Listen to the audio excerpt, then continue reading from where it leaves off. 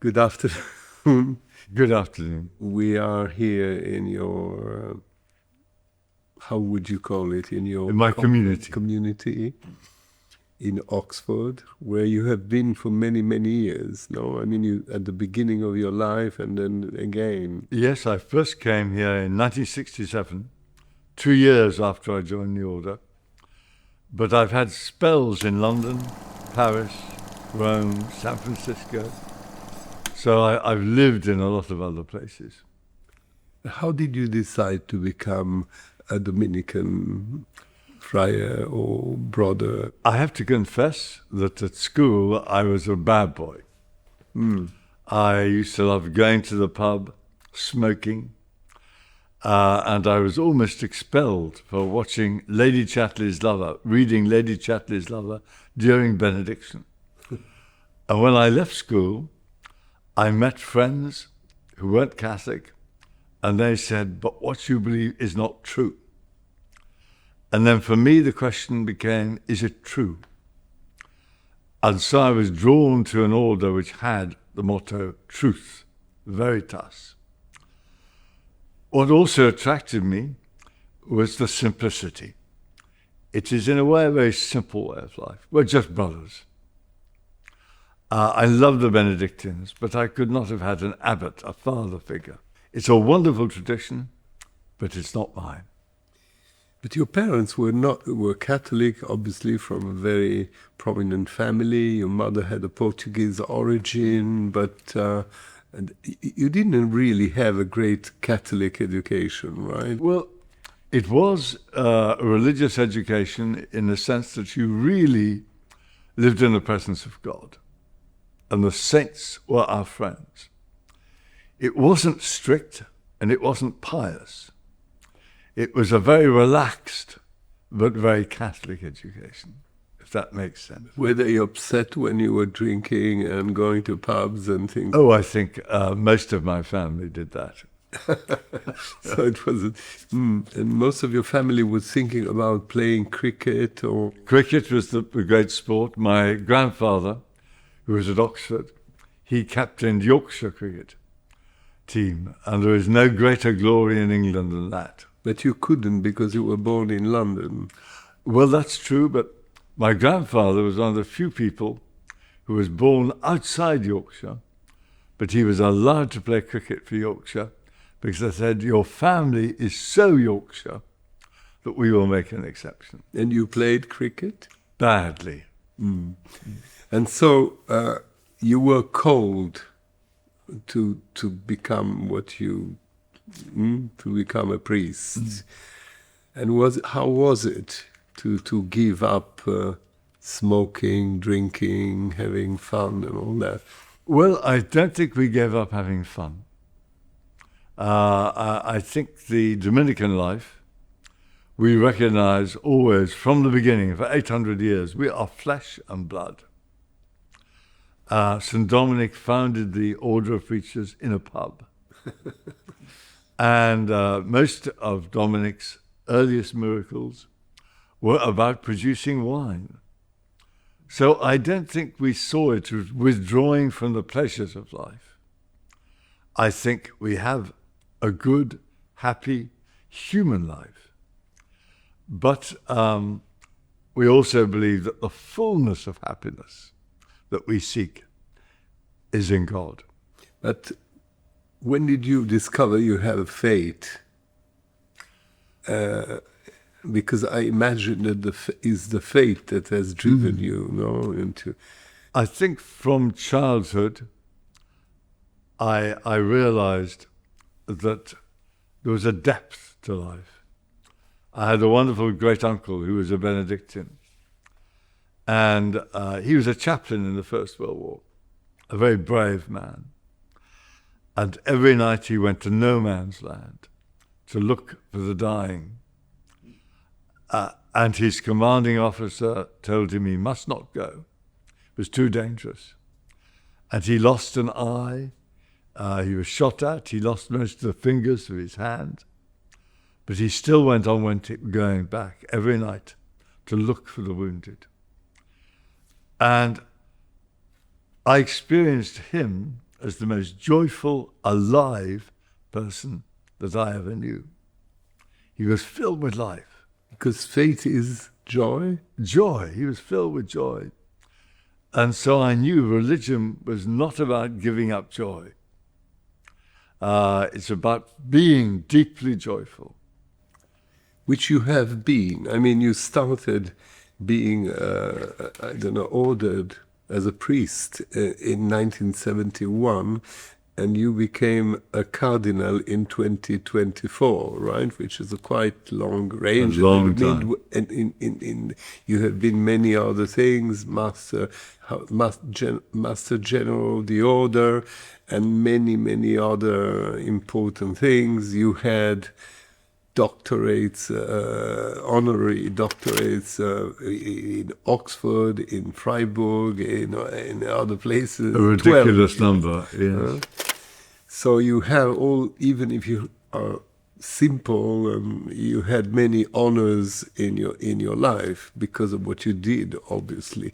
But did you always had this faith, this joy, whatever you did?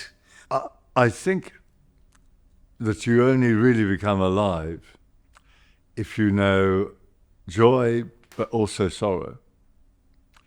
Because if you're not touched by the suffering of the world, I think suffering, seeing suffering, which I saw in Syria, Iraq, Rwanda, Angola, Algeria, I think part of my life has been in the painful places of the earth. And I think that hollows you out to be more joyful. I love it in Ezekiel, God says, I will take out your heart of stone and give you a heart of flesh. And if you have a real human heart, then you will know sorrow, the pain of the world, the pain of people suffer from in Gaza now, for example, and also the joy. But how do you position yourself in front of a world where there are wars everywhere, huge injustice, many very poor people and very few very wealthy people, and migrants everywhere? I mean, how do you position yourself as a priest, but also as a man who had, can we say that you had power, a kind of power when you were master of the order of preachers, right? And probably as a cardinal too, and an advisor to the popes and so many other things. How do you combine your personal faith and person with the honors you had and the responsibilities and what happens? I don't think the honors make much difference. You don't think better of yourself because you've got honorary doctorates. The main thing for me is to be with people. And the joy of my life has been to be with people in their joy and their sorrow. And then you discover somehow what it is you can say or what it is that you should do. Pope Francis was wonderful because he was a man of encounter. He loved to be present to people in difficulty and in suffering. After I had this big operation for cancer, where they really removed my jaw, the next time I met him was a meeting of 200 or 300 people. And he came over and he just rested his forehead on my forehead for 20 seconds. So I think that's the secret. Meet people, share their lives, and however difficult their lives are, they will give you so much. They will give you hope. They will give you friendship. If I was honest, I would say what really sustains me all my life has been friendship. But you are, besides all these honors and charges you had, to be the master of the order must have been a great job in a way, not only praying, but it's a huge organization, right? Yes, and you are 8 months a year on the road. And what are you doing on the road? You first of all, you have to be with your brothers and sisters, to eat with them, drink with them, you hope, be quiet with them, laugh with them, share their lives, and often learn from them and hope that you can also teach them something too. We're in 107 countries, so I had to go to every country at least twice. So that was an enormous learning experience. What did you learn? I learnt to hope, because it's what so... does it mean to hope? To hope is to believe that in the end, life will triumph over death. Love will triumph over hatred. And so we must never give up. As a Christian, the great sacrament of hope for me is the Mass, the Eucharist, which Jesus gave to his disciples when there seemed to be no future, when everything seemed to be over, and they were running away and they denied him. And in this darkest moment, he said, "This is my body, I give it to you." An act of extraordinary generosity. And I think every Sunday or every day when we celebrate the Eucharist, we remember how the gift came in the darkest moment. So I know in my own life, when I've been through difficult times, often that's when you receive great gifts.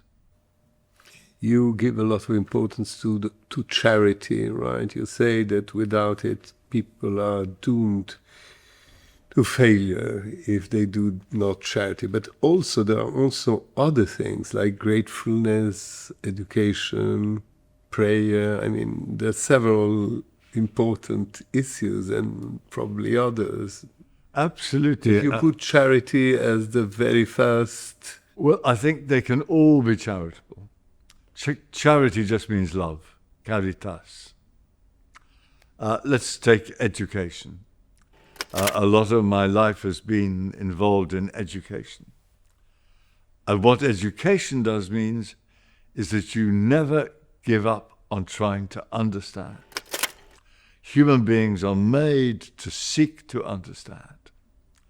And I learnt this so radically in the Middle East. In the north of Iraq, the plain of Mosul, Nineveh, we have many schools established by Dominicans, brothers and sisters. And there we have young Muslims and Christians studying together. And we're saying to them, go on learning, go on seeking to understand. Go on, don't succumb to fundamentalism. Think. The motto of our college in Baghdad is, "Here no questions are forbidden." And I find that so exciting to be with young people and to help them go on searching for the meaning of their lives, not just in religion, but in art. But do they find it? It's a gift. Often the door is opened when they love. Every time you love anybody, the door is open to the meaning of your life. You think that each one of us has a gift?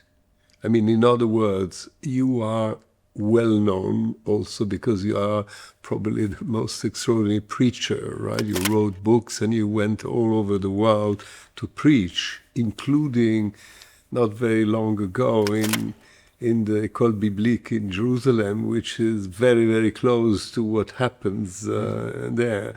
I mean, what does it mean to preach? And what do you preach? I think if you're going to preach, you have to listen. I have to discover what it is that needs to be given to this person at that moment. You must not know too much beforehand. I was in Slovenia recently, in Ljubljana. We had this meeting of 1,000, mainly young people, creative people, artists and politicians and people with projects to take away mines. And they wanted to know beforehand what I would say. They wanted me to give a rehearsal. But I said, how can I know what I must say until I see them? You have to look people in the eyes and you have to listen to them. it's in conversation with people that you are given what it is that needs to be said.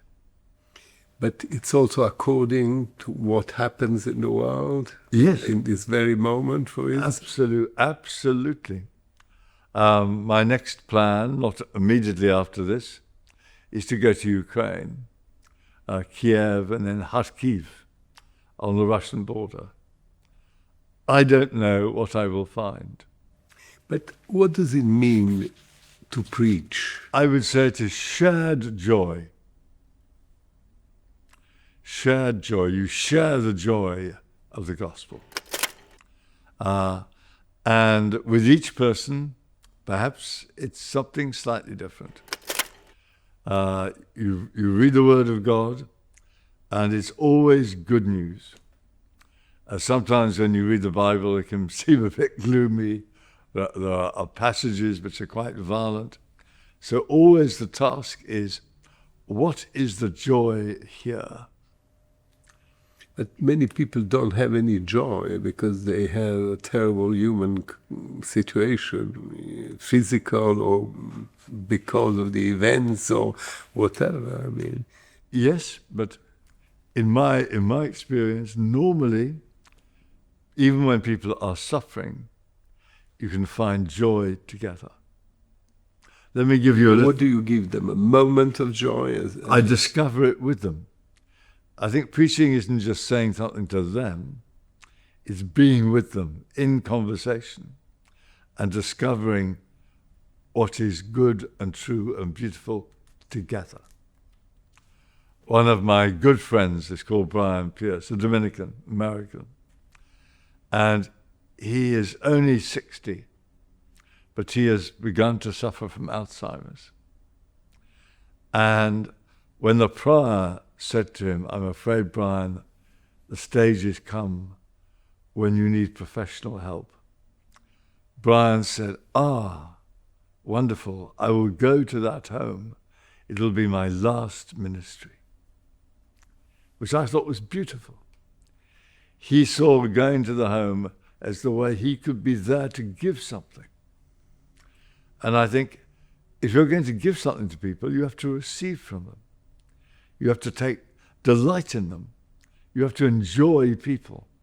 But in a secularized world, right, which is more and more secularized, first of all, why is it so secularized? And secondly, how do you help? I mean, you know that the joy you have is probably also due to the faith you have, right? So how do you encourage people to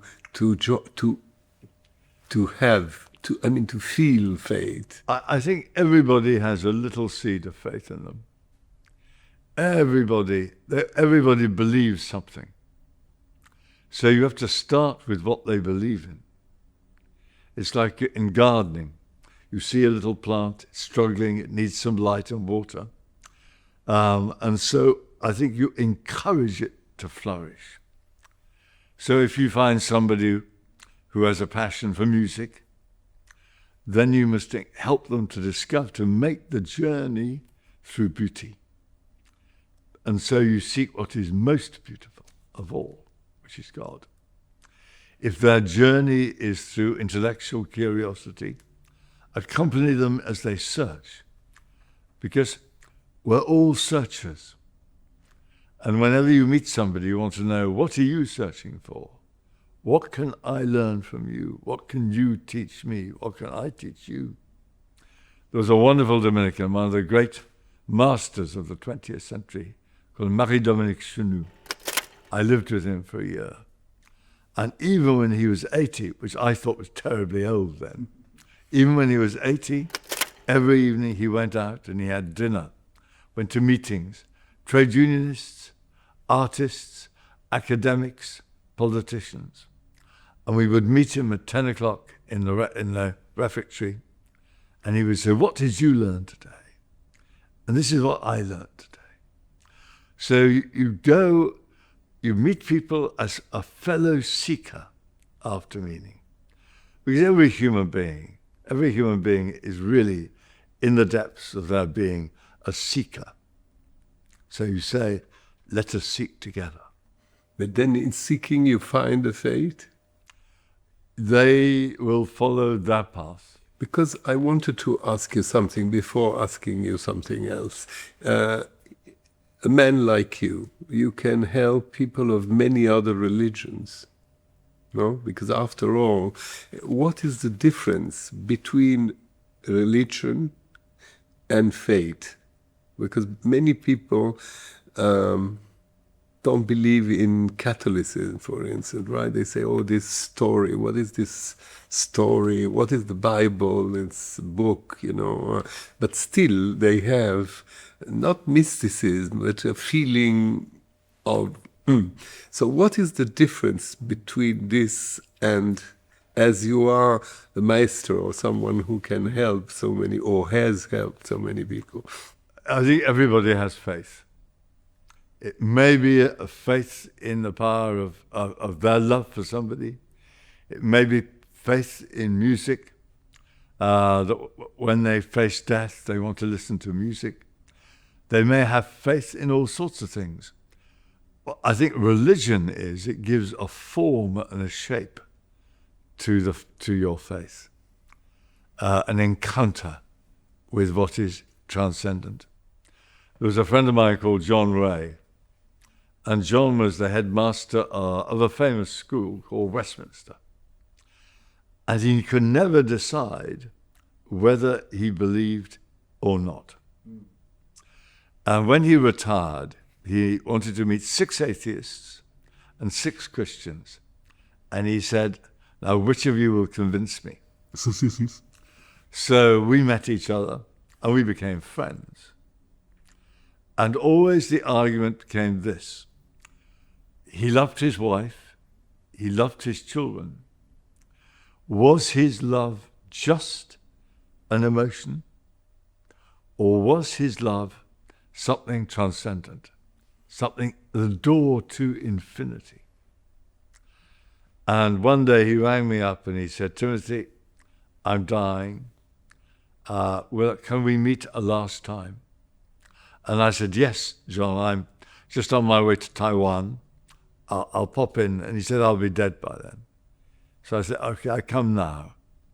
And I went to see him that afternoon. And he said to me, let us talk about this again.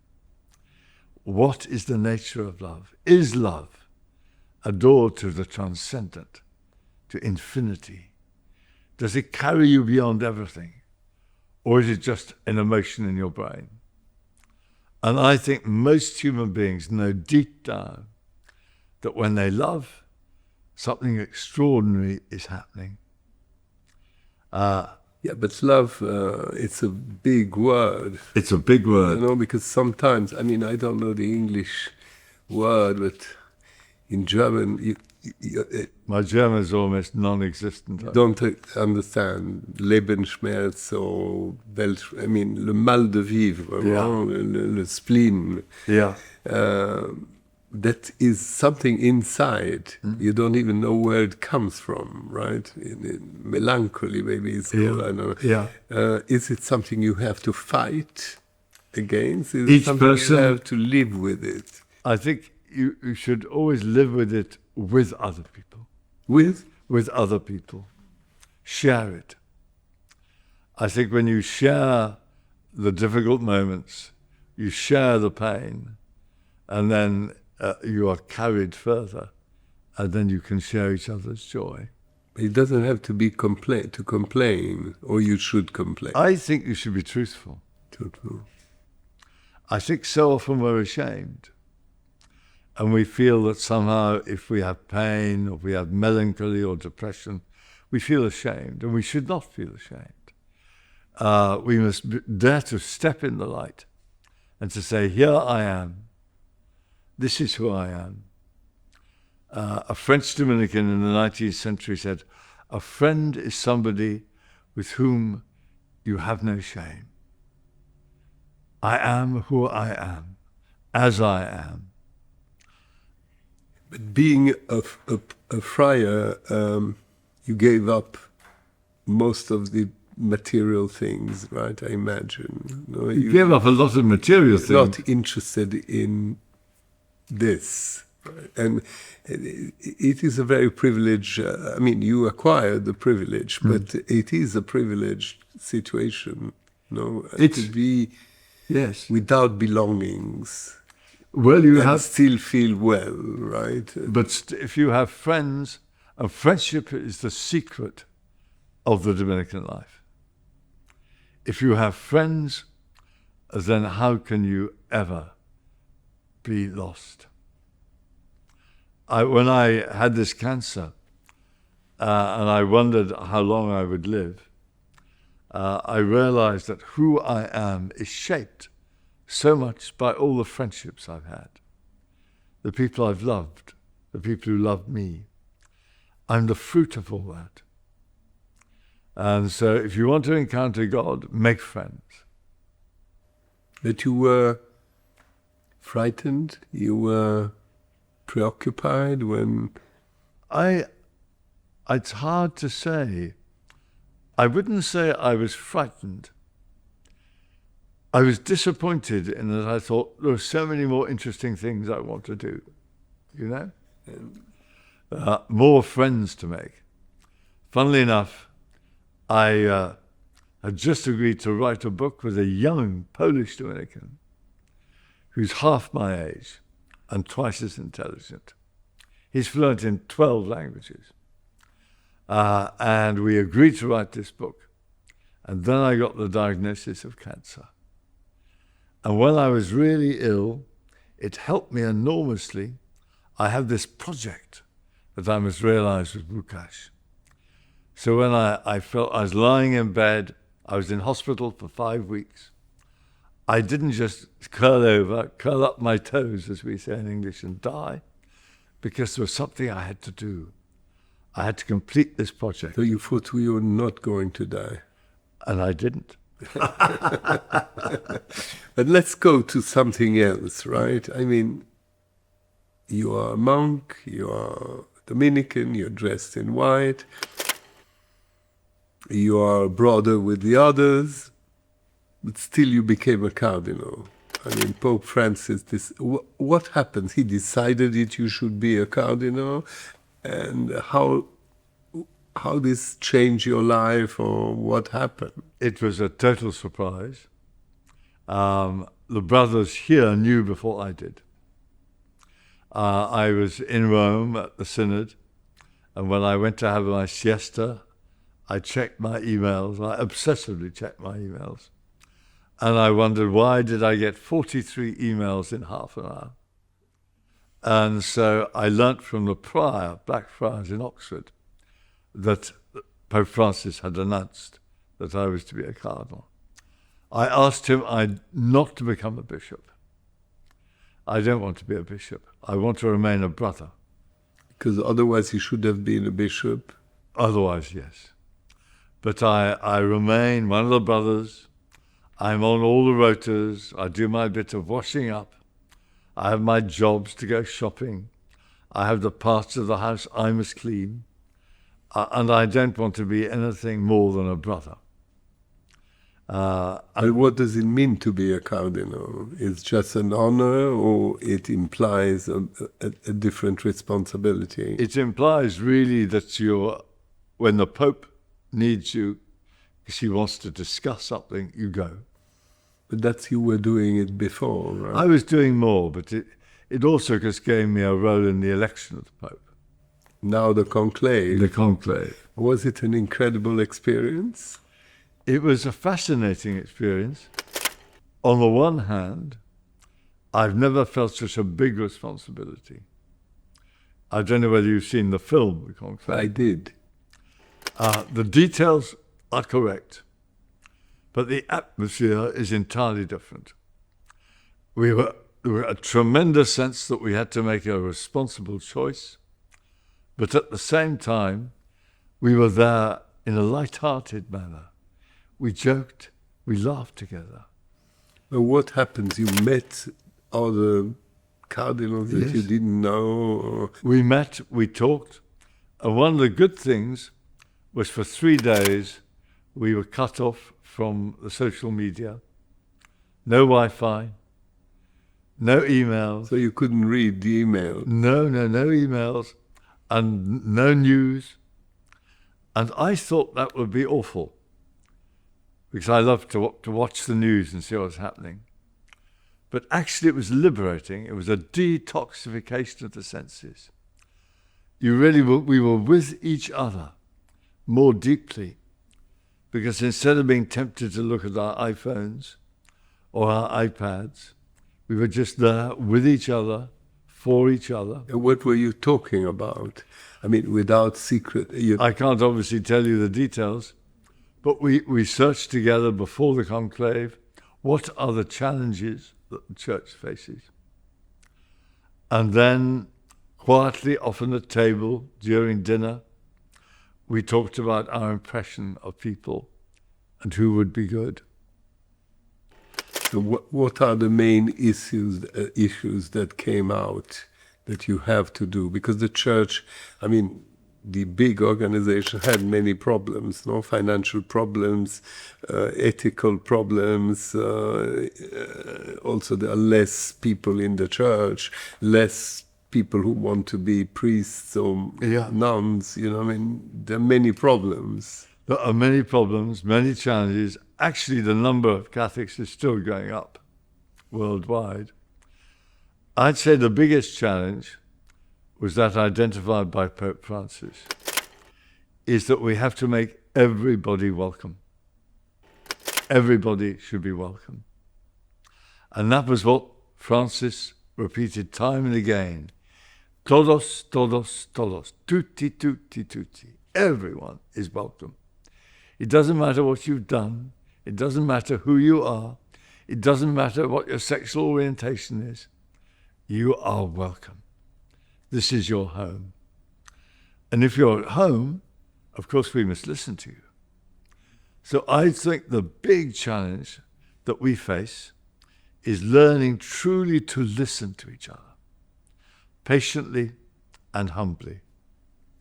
Sometimes in the past, priests have been too authoritarian, too remote, put themselves above the people of God. And what Pope Francis saw absolutely rightly, and what Pope Leo sees, is we all belong to each other. We're all part of each other. We must be open to each other as we listen and learn and travel together. But this is something that was said. Someone talked about that. Oh, yes. Because you are more than 100 people. 133. Right. So how can you meet, talk, and meet? Oh, we were there for 9 days, talking before the conclave. But also, most of the cardinals were at the synods, which lasted for a month each for 2 years. So you know each other. We know each other, and we have thought deeply about how we get beyond what Pope Francis called clericalism. But popes are very different one from the other. No, the one before Benedict was different. He was different. How do you make because the Pope is very important, isn't he? You know, he's a very important symbol. And what are the criteria that decide that this person can be the Pope? I think at this moment, at every time you have a conclave, the needs are different. So with John Paul II, highly intelligent, intellectual, he saw the big need was to reach out to the young. That was one of his great priorities, World Youth Day, encounter the young. And he was enormously successful.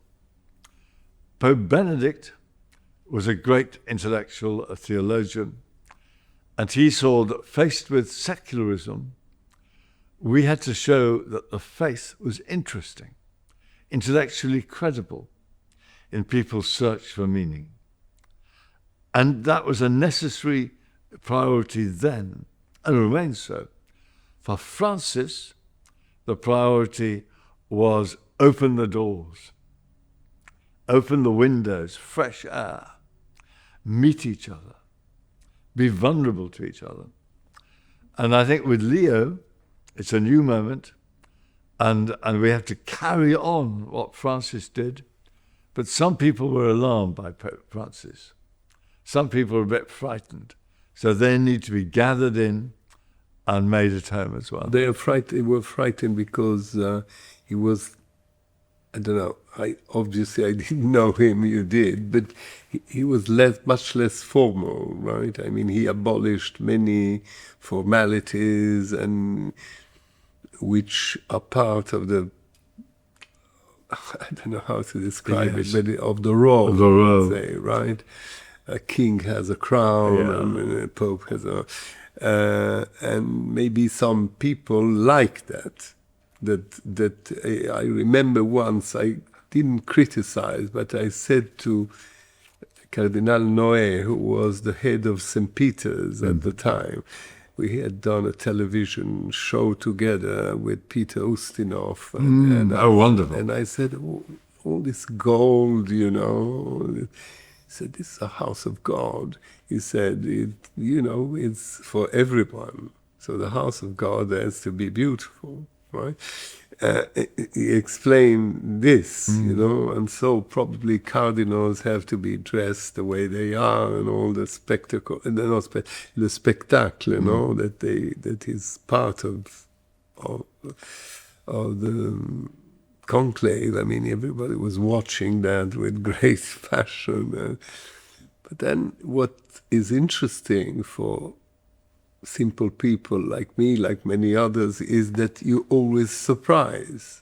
They didn't think they would have an American pope, that kind of pope. They thought, is it going to be Italian? Is it going to be Filipino? Is it going to be French? There were all these bets about, who were, and then, boom, something else. What was extraordinary was I was just by the furnace that burnt the ballots that sent up the smoke. And when we put in the white material to make the white smoke, you could hear the roar from the piazza. So they loved him before they saw him. Yeah, because... and that was a deeply moving moment. They welcomed him as somebody given to them. You knew, you thought that he might be the Pope? I had a suspicion. You had a suspicion? That he might be. Because he is extremely good at making peace. Yes.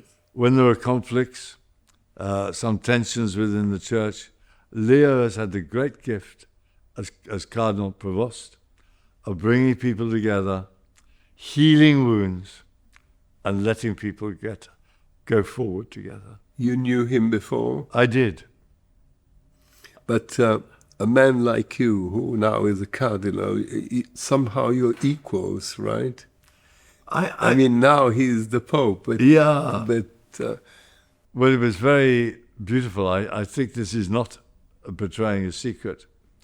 When I went up to greet him afterwards and gave him the kiss of peace, he said, Timothy, I don't think I'm going to be able to call you Your Eminence. And that was very typical of the humanity of the man. Because he is a very human person. We're all human beings. And we're never so absurd as when we try to make ourselves important.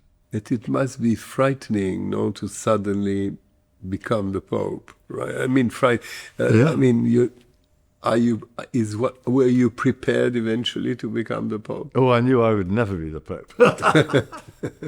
Too old, too sick. But it never occurred to me. But you would never want anybody to be the Pope who would then take themselves too seriously. If you take God seriously, you can't take yourself too seriously. But once this cardinal, this equal of yours, becomes the Pope, something happens. I mean, suddenly you look at him as something else. Well, this is someone I must help. This is somebody whom I must really do everything I can to help him. But that's what he wants, right? That's what he wants. He doesn't want to be one. He wants to be quite collegiate, if I understood something. Yeah. No? And immediately after the conclave, the first thing he did was to have a gathering of the cardinals and said, let us have conversation together. You see, conversation is one of the most human things you can do. Is we're having a conversation. Of course. Friendship and conversation go together. And conversation has to be at the center of the life of the church. Conversation with ourselves, conversation with people who disagree with us. But once he was elected, right, and he spoke from the balcony, you were on the balcony, on the other balcony, the only one dressed in white, so you were quite visible. Then you had dinner together. You stayed with him afterwards. Yes, we all had dinner together. And something had changed? Inevitably, something changes. But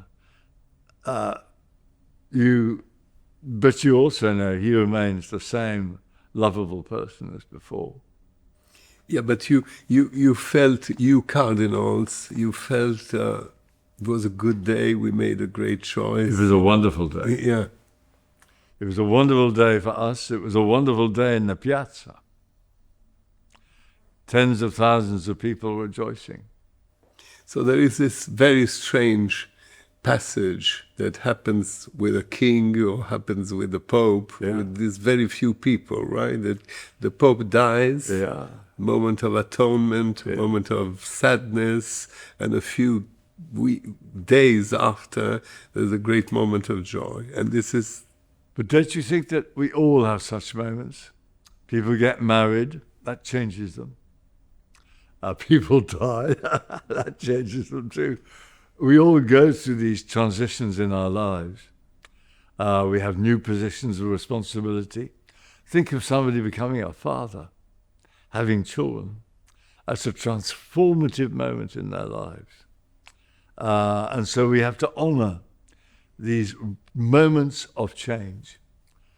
And most traditional societies have rites of initiation, which help people to become fathers or mothers, brothers and sisters, leaders. And in our society, we're not so good, I think, at really helping people to live fruitfully these great changes in our lives. I mean, if we talk about leaders, I hope that you have a great leader in the church, but leadership is rather weak at the moment, right? And the consequences of this weakness seem to be, I know you have hope and this, but if you watch the news, as you said, what kind of hope you have? Oh, when I meet the young, I have hope. As I mentioned, I've just been in Slovenia. 1,000 young people, creative, artists, people who are tech savvy. They have wonderful projects like art in prisons, demining, turning minefields into vineyards. I met the most extraordinary young people. So that gives me vast hope. Yeah, but at the end of the day, we have artificial intelligence, just to give an example. But human people are still fighting, you know? There has always been, you talked about your uncle, there was war all the time, and human beings, I don't know if they love war, but they end by having wars all the time, everywhere. So how does a priest, a religion, a pope, of course he speaks about peace and all that, but how do you look at that? Many people think war is inevitable. They say that there's always been war. But we have to believe war is not inevitable. It is possible to find peace. And I think of movements even today in in the Holy Land. There's a movement called Musalaha, which is the Arabic for reconciliation, where we take young Israelis and Palestinians, young Jews, Christians and Muslims, into the desert. And they listen to the desert first. They listen to the silence. And then they learn to listen to each other. So we must never say war is inevitable. Secondly, we have to be able to imagine peace. Often we do not seek peace because we cannot imagine it. And the Word of God, the Scriptures, are filled with wonderful images of peace. You know, where the lamb will lie down with the lion, and so on in Isaiah. In Colombia, when the conflicts were deepest between the government and opposition groups, someone who saw peace went and put Christmas lights in the trees. So wherever the opposition went, they could see lights, and there were signs inviting them to come home. So we have to use our imagination. And the other thing, final thing I would say, is if you encounter the brutality of war, how awful war is, then you will want to fight for peace. By chance, I came across a video of a young Russian soldier in Ukraine, hunted down by a drone. And in the end, he was cornered, as he knew there was no future. And you saw him take his life. I wept for an hour afterwards, because you just saw how awful war is. But you think that there is progress in the human species? Because, of course, now they have atomic bombs, which are the worst possible thing. Before they were fighting with stones, but still the principle is the same. Do you see any progress? I think when I look at the young I know, they are carried beyond little national identities. The young get on, this is the good side of the social media. They will have friends all over the world.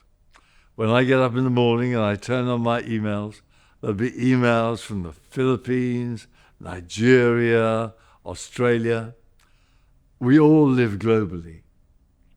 And let us grasp this new moment where we're all global citizens. None of us are prisoners just of a narrow, small national culture. I do see this with your interviews with people all over the world. And so this is why I have great hope in the young, because I think the young know that war is foolish and wrong. Now, instead of ending our conversation, which I don't want, because I don't want to exhaust you, but it could, for me, go on for hours, because I love to listen to you. Let's go on less official thing. Why did you always read novels?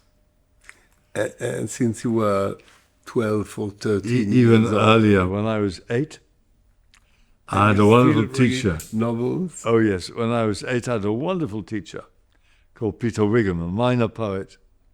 And if we were good, he read us aloud from Charles Dickens. So when I was 8 years old, I said to my mother, I'd like a novel by Dickens for Christmas. And my mother thought, it's ridiculous, he's only 8 years old. But my grandmother, who's a wonderful, wise woman, she said, let him read Dickens. He will not understand most of it, but he will be captured by the beauty, the music of the language. I go on reading novels because they expand your heart. When I went to Latin America, I would read people like Isabel Allende, Gabriel García Márquez, Vargas Llosa, because then I have to open myself to another way of being human. So everywhere I go, I always ask people, what are your best novelists? What are your best poets? Because if I want to be a citizen of the kingdom of God, I better become a citizen of the globe today. And so poetry and novels and films, I love films, stretch you open. What Thomas Aquinas called the expansio cordis, the expansion of the heart. And music. And music. Now, this is like a stupid question in the sense that, people ask this kind of question.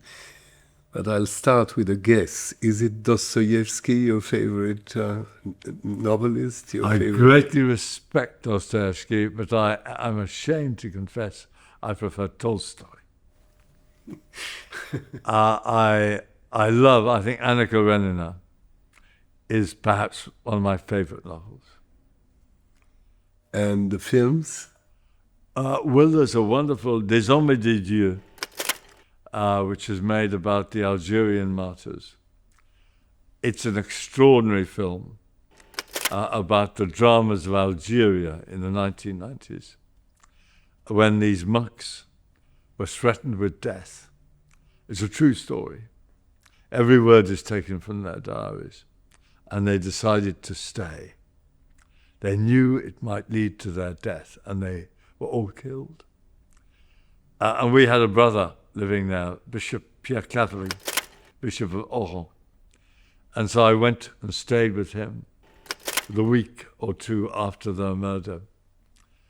And you just saw the whole drama of the Algerian people. So that film, Des Hommes et des Dieux, of Gods and Men in English, that opened the door to the drama of the whole Algerian people. And what a privilege to share their life, to share their love, to share their suffering. And poets?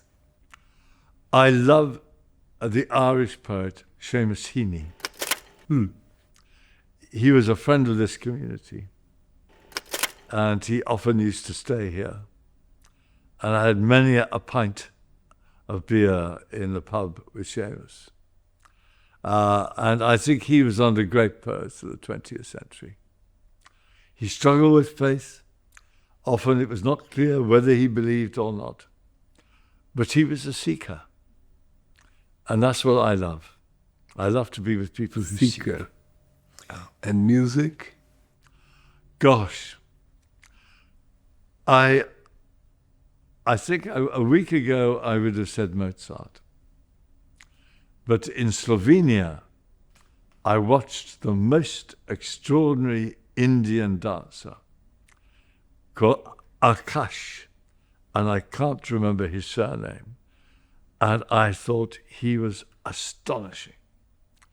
So what I'm going to do as soon as possible is to try to track him down. I was bowled over. I'm afraid I can't dance. I dance like an elephant.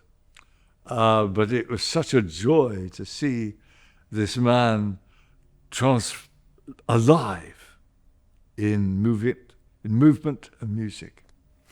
And you did the conclave, just to end, under the Michelangelo Cappella Sistina, no? Which, again, it must have been a contact with great art, something very special. It was wonderful. It's a boiling image. It's incredible. I hadn't realized how powerful it is. And initially, I was a bit depressed, the sight of the damned going down. But I saw it in the end as the triumph of life, the triumph of love. And because there, people rise from suffering together. Those who are saved are together. And Jesus says to them, I was in prison and you visited me. I was hungry, you fed me. And what you see in this picture is the triumph that happens when we are close to each other. If we surrender to that love for each other, then life will triumph. Thank you so much for your words, for being with us today. We know how tired you are and how many trips you went through, but it was really kind of you to be able to have this conversation, Thank you. which I was longing for since a long time. It's an honor and a pleasure. Thank you. Thank you very much.